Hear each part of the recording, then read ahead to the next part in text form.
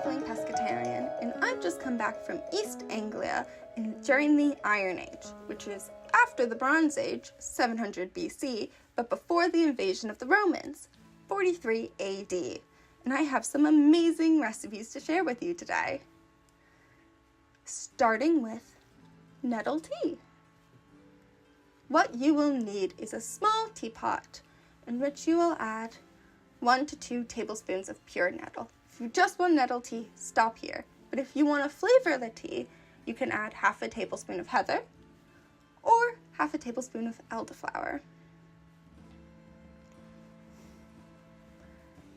To your teapot, add boiling water, enough to cover all of the tea leaves, and let it steep for 2 to 4 minutes, just so the water can fully be infused with the tea. So the thing about nettles is they might not have been native to the British Isles. They might have been brought over by the Romans, or even earlier through trade routes. However, there is modern evidence that nettle tea is very good for you and can even help with arthritis pain.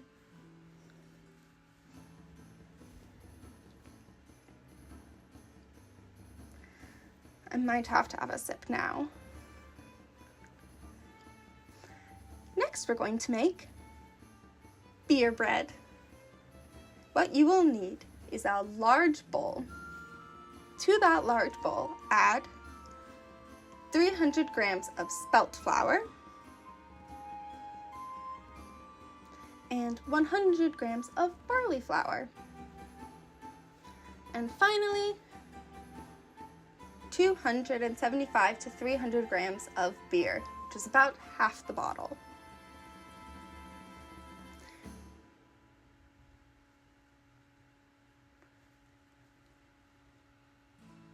You're going to want to mix it until you can form a dough and then knead it for a bit just to let the gluten form. After kneading it, cover it with a clean cloth and let it rest for 1.5 to 2 hours.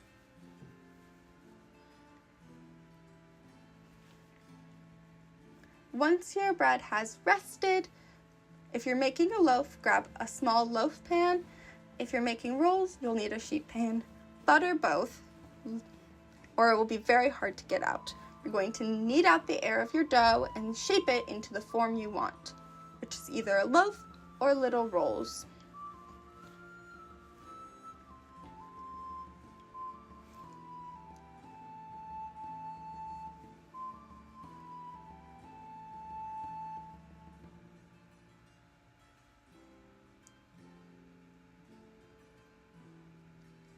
You're going to cover it again and let it rest until it's double the size.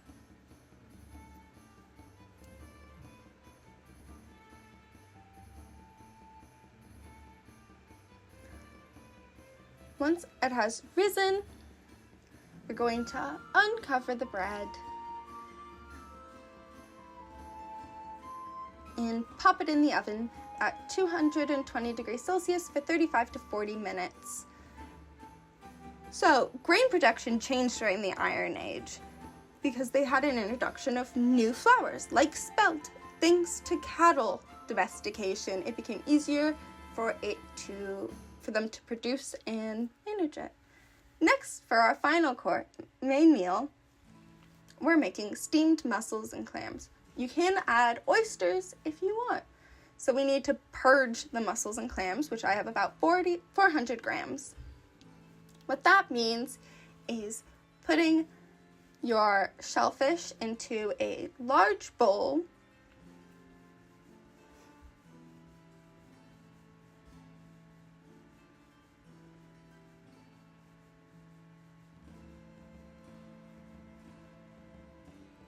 and covering them fully in cool water, about 400 milliliters, and 3 tablespoons of salt.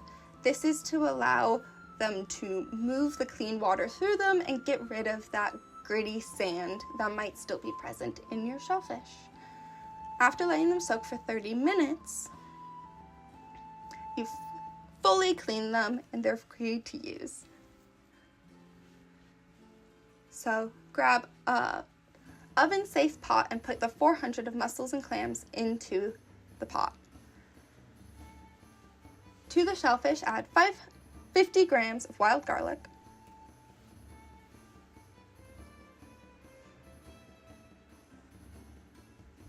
100 grams of samphire,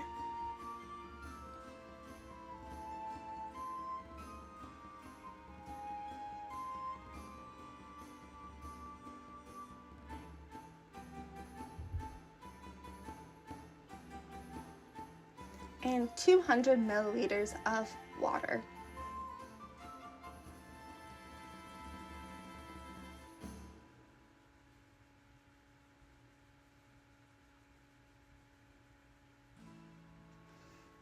Cover and cook for 15 minutes in a 250 Celsius degrees oven.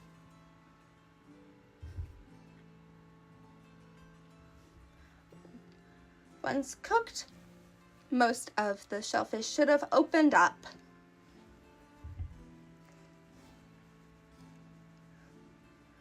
Add in 50 grams of butter. Sheep's butter would have been more traditional, as cow's milk wasn't very common, as cattle was harder to maintain than sheep, and most of their cattle was not dairy cattle. However, I use cattle butter, so you'll be okay if you do too. And that's it. Let's see what our special guest thinks of the Iron Age meal. So today I am feeding Dafydd Roberts, an MA student of public history at Royal Holloway, who's also working on a project on the medieval court life of Llywelyn the Great. And I have made you an Iron Age meal. Ooh. So, to give a bit of context about why I've brought you the fact that your project's more medieval, is your undergrad, you did your dissertation on medieval, on Iron Age. On Iron Age. And Iron Age graves. Yes, and sort of the evolution of the Iron Age religious practice. I feel like the Iron Age is one of those like historical eras that just isn't talked about a lot. No. Like it's before the Roman period, but it was like the beginning of like civilization. Yeah. In a more modern sense. Yeah, I think it's definitely something. I think the problem with when talking about the Iron Age is the obvious thing that stands out is the Celts, and it's quite hard for us to define what the Celts were, because there's us for the modern perspective is Celts are anything that happens in Ireland, Scotland, and Wales. Yeah. Broadly, I mean there are 6 Celtic nations moderately defined, but we technically think of anything Celtic sort of more. We tend to add more of a mythology behind the Celts than actually existed. We tend to, I'd say, romanticize them slightly. And I feel like when people think of the Celts, they think of like the Druids. Yeah.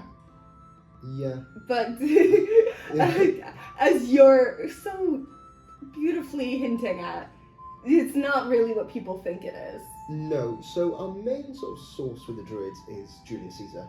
And he writes that these Druid orders are across Europe, that they're these magnificent men that when they step on the battlefield, everyone has to put down their arms, that they have the power to sort of stop battles and stuff like that. So Druids actually comes from the Welsh word derwydd, and derwydd is related to dderw, meaning the oak. So they're the men of the oak.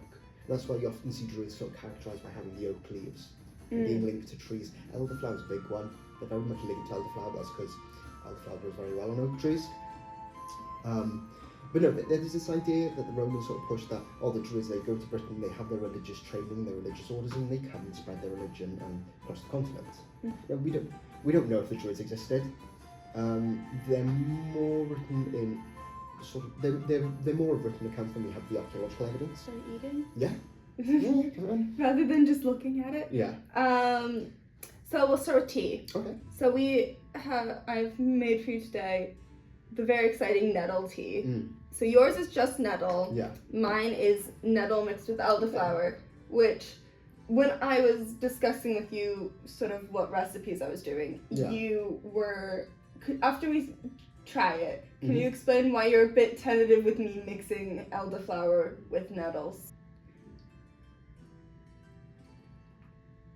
What do you think?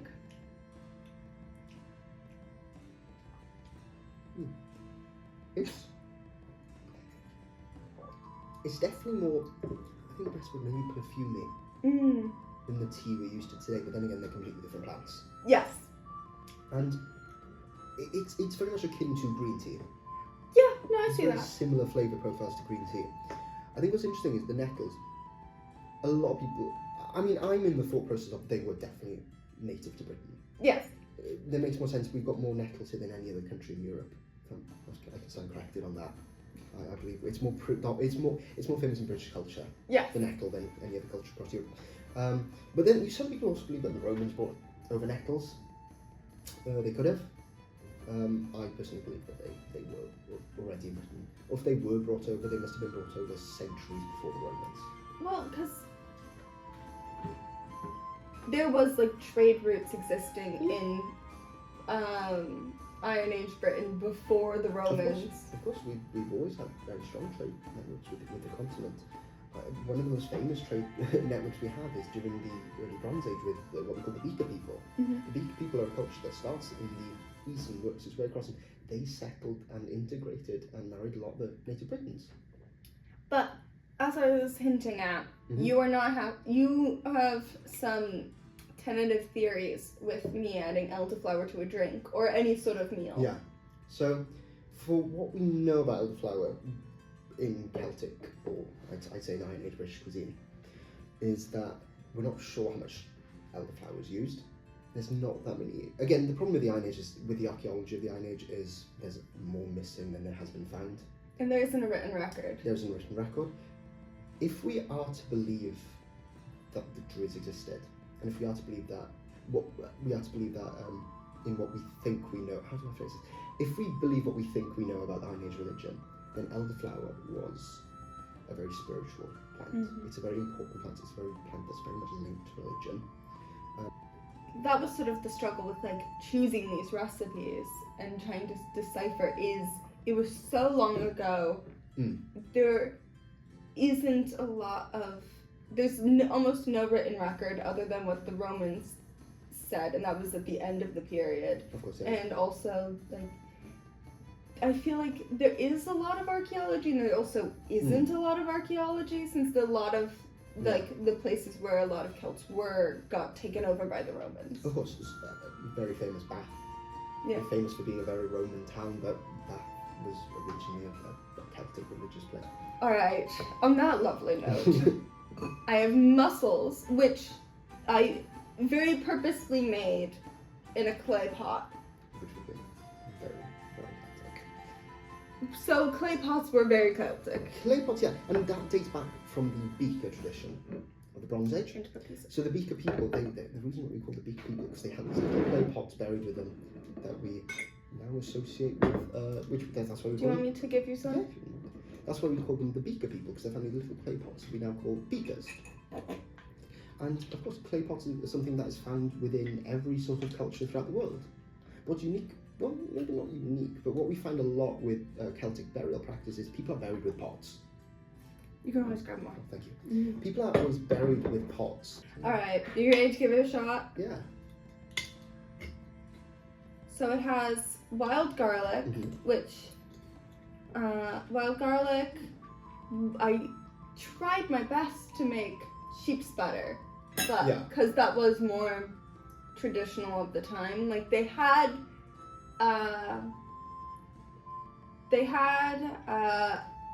cattle, but I don't think they were there wasn't as many, and cattle just need more land compared to sheep. Yeah. So it was more likely that it would have been sheep's butter, but I could not make sheep's butter, so you have...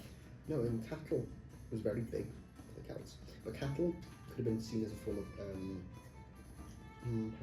cattle could have been seen as a form of sort of form of currency. Yeah. At the time, you see a lot of trading with cattle, and especially the cattle they had these big black cattle, which we are probably the ancestors of what we call the Welsh Black, which is a breed of cow. And again, there's this big thing, but then cows are mainly, again, if you look at the Welsh Black, it's a mainly beef cow. So it's not a dairy cow, it's a beef cow. And very interesting, there's a site in Pembrokeshire called Castle Henllys's Castle, and we found large deposits of cow bones near the entrance of the hill fort. And why would there be such large only deposits there? If these people were feasting on cattle throughout the year, why wouldn't it be throughout the place in the deposition pits? And the reason being probably was to show how much wealth they had. So people would have come into the hill fort and seen all these cattle bones and again, wow, they can afford to feast on beef throughout the year. So, and you've also I've seen you've tucked into the bread. So it's barley and spelt flour and beer. It has not risen much, but I think it tastes nice. You can definitely see it's very rustic. Yes. I see. I wonder if it didn't rise much because with modern beer rather than like historic beer, with the modern production line, they kill off most of the yeast because they want the alcohol content to stop. They want the yeast to stop producing alcohol. Yeah.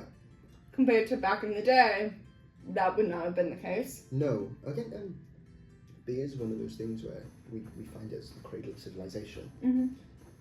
And again, there's a big debate about what came first. Like, why did people start growing wheat? Was it to brew beer, or was it to make bread? But one thing we can say is beer was definitely used as the start of the bread. So, what do you think of the food? What are your thoughts? What are you feeling?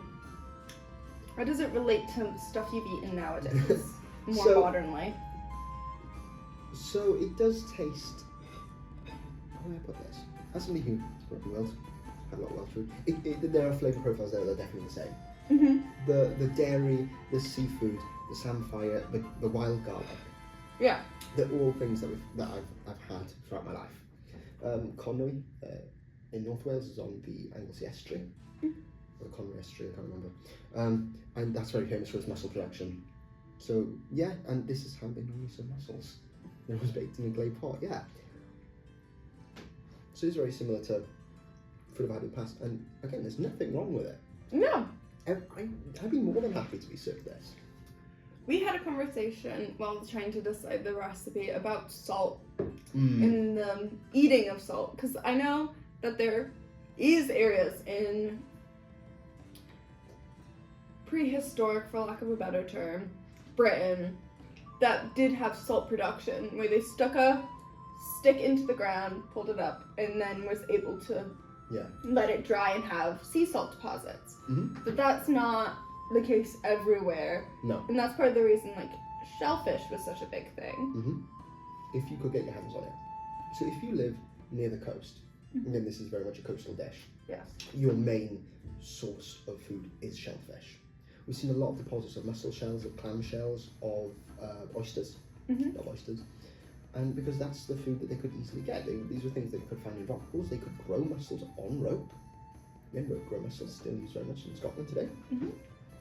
And again, this I think most mussels you can get in the UK is rope grown.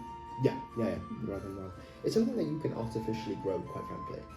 If you create the right circumstances, you can grow them. And again, a lot of this food is naturally salty. Yes. We've got samphire here. Samphire is naturally salty. They would have also eaten seaweed. Which, if I'm not mistaken, is still commonly eaten in Wales. Yes, in South Wales, yes, lava bread. It's seaweed that's boiled for 6 hours to make it semi-palatable. But I enjoy it. Not a lot of people do. I enjoy it. So, at the time, the Celtic nations within Britain were not unified. They were all like separate kingdoms, which existed for quite a while. I wouldn't even say kingdoms. You would have had areas. The Romans tell us of what tribes existed in what areas. But that's a Roman account and a Roman interpretation of tribal life. So we'll never know fully, but they existed on hill fort basis. Your hill fort was your family, in the broader sense. Not everyone would have been related. Yeah, that didn't stop them from intermarrying with different tribes and having this hill fort and this hill fort and this hill fort being theirs. But there wasn't necessarily a kingdom of you couldn't step foot in there unless you're from there. It's all on a hill fort basis. You could have walked maybe an hour and not seen any hill forts. You've been in nobody's territory. But again, these people spoke the same language. They could have communicated with each other. As I said, like, the Iron Age is a period that's not talked about a lot. No. What defines... So I know it's like before the Roman, and it's called the Iron Age because they started smelting metal and being able to create bronze. But like, what really defines the Iron Age?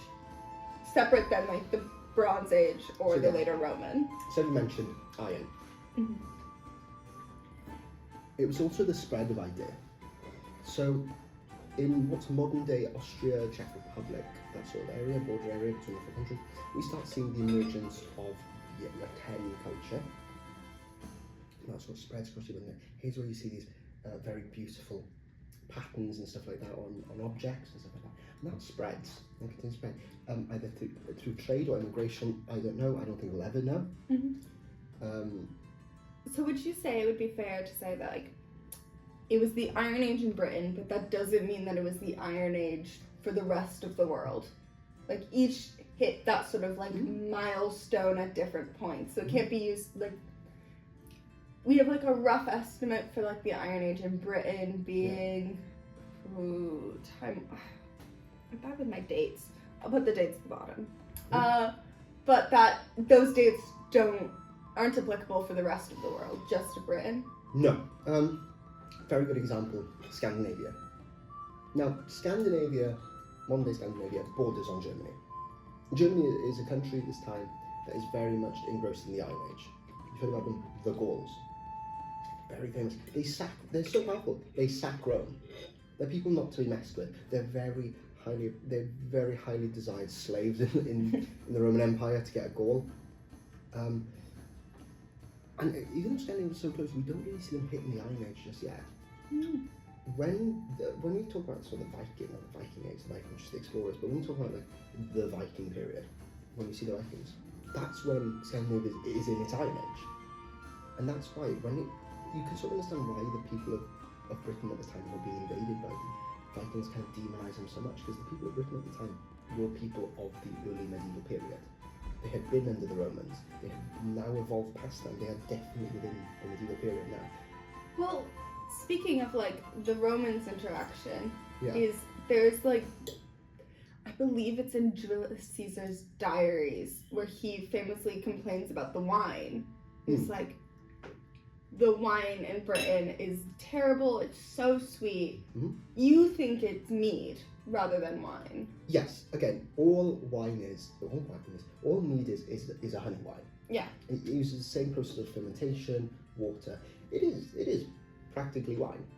And again, you drink it like you drink wine. You don't. Some people nowadays like fermenting it and pumping it full of gases in order to make it fizzy to drink like a beer or a cider. Yes, that's okay, but again, it's all interpretation. You can drink whatever drink you want in whatever fashion you want. But then again, traditionally it would have been drank as a wine.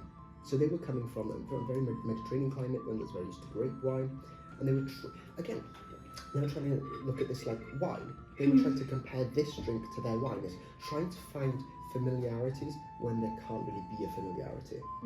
You said that there might have been a face cult, or like The head cult. The head cult.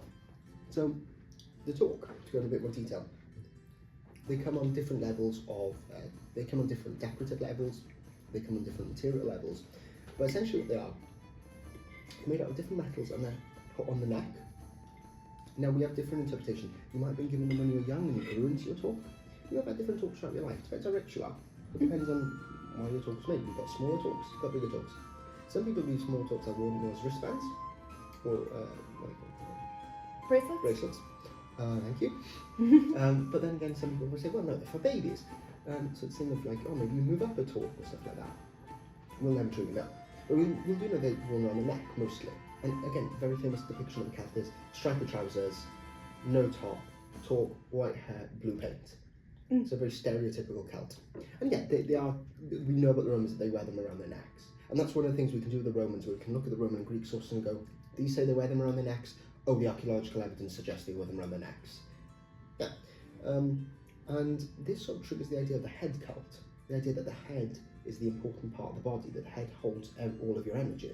It's because I was wondering with like how much was exchanged within trade, like because from my research within Iron Age British food, it was very much like existed in Britain. It wasn't imported in. No. Like, this was what was around them, and that also makes it archaeologically difficult to tell whether or not, say, like nettles. We can find evidence of nettles, but is it because it was being like encouraged to grow in that area and harvested, or did it just, similar today, grow around the area? So I wonder how like food was impacted by this trade. So food, for the most part, was grown in Britain. You ate what was happening. And again, the Romans only start bringing stuff over at the end of the late Iron Age, before their invasion in 42 AD. Before then, you're definitely stuck with, because again, food doesn't travel well in this time. It takes you about... Before refrigeration, by like a few thousand years. By the end of the Iron Age Roman period, we start seeing a lot of Roman foods. Foods that we now consider British, raspberries, stuff like that. Again, you do have like cherries and strawberries, but they're introduced to Britain much later, like Tudor, practically. But no, so you do sort of see like raspberries and I think pears even. Apples possibly. I think there was some evidence of a very specific apple in the Iron Age. I think it was only like 1 or 2 varieties, but the extent of varieties that we have nowadays is definitely more. And that's what's interesting, is that when we consider these native foods, like we do say, we do consider pears and apples and strawberries, and you got this long list of like, oh yeah, these are native to Britain, but they're not. The majority of the food that we now eat is not native to Britain. It had to be brought in at different times. Lots of people enjoyed food in the Iron Age. We know a lot about how they loved feasting, and how they loved big cuts of meat and stuff like that. Then again, part of their food culture was also for survival. You are living in a very much hunter-gatherer society. Granted, we do have farming. You can farm. It's very rustic sort of farming. For instance, from what we understand, you have a pig watchman. Your pigs go free in the forest, and there's just a man employed to look after the pigs, to make sure that yes, they're not going too deep. Majority of meat was from hunting though. Deer was very big. Very famous Celtic god, Cernunnos. He's the god of wildlife and greenery and animals and stuff like that. And he's characterised by having massive deer horns. So yeah, deer was very important to Celtic. But I imagine it was a bit different than the medieval sort of like long tables, elaborate meals, sort of trying to like depict almost like a mythological sense with the medieval period. Yeah, so again, a lot of the Iron Age is very rustic. How an Iron Age hilltop is set out, of course you have the place that's a bit higher. You have like these little stands a bit higher, there's this whole wheat and stuff like that. It'll stop rats from getting up. You have the craft workshops, you have family dwellings, and you have the big house. The big house is the one of the chieftain. Now, it wasn't closed to the different communities. Communities gathered in these big houses, these big round houses.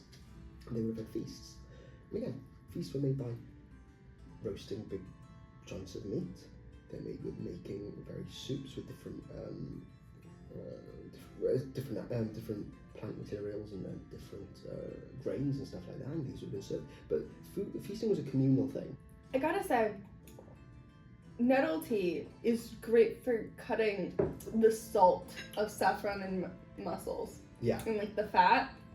I'm really enjoying having something that just sort of like cuts that a bit better. Yeah. So, do you have any final thoughts? Yes, I'll go through the individual items once again. Okay. Nettle tea, highly impressed. Yeah. I've had nettle soup before. But the thing is with nettle soup, it's always flavoured with like garlic and potatoes, and you've had so many things. I've almost felt that it sort of distract the taste of nettles. But then again, having it in this circumstance where it's just the nettle tea, I actually found like yes, it's quite a relaxing drink. I mean, it's not. I wouldn't put milk and 2 sugars with it. Oh, curdle. Yeah, but no, it is. It's very nice. It's like a sort of calming tea, sort of nighttime, sort of like it's like a chamomile. Yeah. To it, which I quite like. The bread. You know, it is. You can tell its age. Yeah. I'd say you can tell like how modern flour and how modern yeast and stuff like that. So you also said when we were chatting before filming that it was unlikely that it would have been in a loaf form. It would have been in rolls. It would have been a roll, and you wouldn't have, now we bake things from the oven. You'd put it in rolls, and you would put it on the fire or next to the fire. It is very common today with camping of bringing dough and baking it in the coals of the fire, or on the charcoals really, and then dusting it off. Again, that's probably what they did. It would have been more like a roll. They weren't making sandwiches. It would have been, bread's always been a very good source of carbohydrates for people, and so the main purpose of the bread is to fill you up. Again, that's why it's always in everyone's diet throughout history, predominantly poor, is because it does fill you up. And again, that does a very good job at filling you up. Again, it's more interesting than some of the breads I've had. Yeah. But then again, it's incredibly dense, and you don't need that much of it. I think if you wanted to modernize that bread recipe, I would add yeast. I would introduce modern yeast to it, and I think it would turn to a much more modern palate. Yeah. But again, it also might be more historically accurate, as there would have been more natural yeast within the beer than there is in a modern beer. Yeah. So but then we know that bread was a big part of Celtic diet. I mean, we do find a lot of these not a pestle and mortar, but sort of grinder sort. You grind it and then it flings these little shoots of wheat, and it collects the wheat and stuff like that. So these would be found in every home. So it would have been to the very same time everyone ate bread. And then again, you had the communal grain storage. So it would have been very much communal effort, and the muscles very impressed. But then again, there's nothing there not to like. It's garlic, it's butter, it's salt. Yeah. Yeah. No. So thank you again. Thank you. I love going over my Iron Age knowledge. So again, what's your project? So my project is a 3D soundscape of the court of Llywelyn the Great. And it will be on a website, correct? It will be on the story maps, yes. And it will be story maps where you can read about different aspects of medieval of the medieval Welsh court and medieval Welsh life. There'll be interviews with different historians and bards, and then you can put on your headphones and listen to a 3D soundscape, and you can immerse yourself in court life. Sounds great. I'll put a link to that in the show notes. Thank you so much for watching. Thank you. And that's it. Perfect.